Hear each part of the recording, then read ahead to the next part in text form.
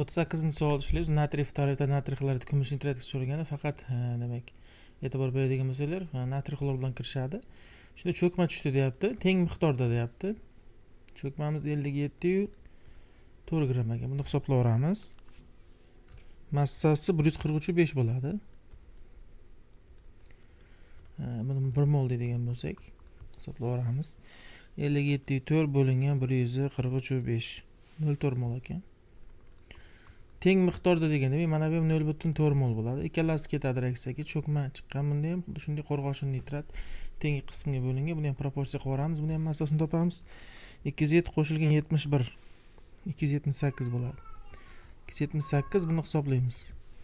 Ko'paytiramiz 0.4 bo'lingan 2. 0.4 ko'paytiramiz 278 bo'lingan 2 55.6.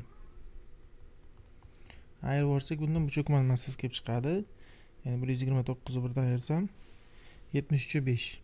73.5 bu cho'kma bo'ladi. Buni ham hisoblayveramiz.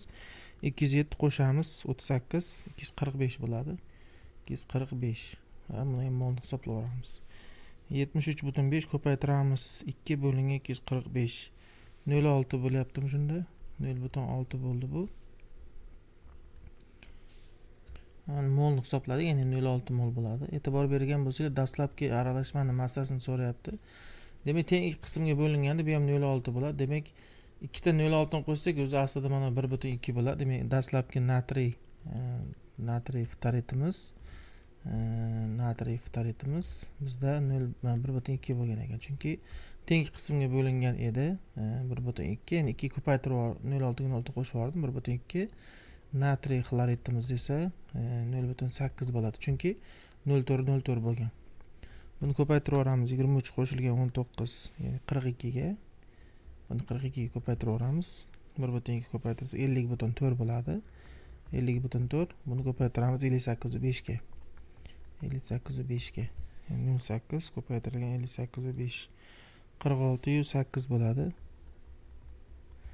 Qo'shamiz 50.4. Shunda 97.2 bo'ldi kelasi. 97.2 gram shuni so'rayapti. 97.2 gram.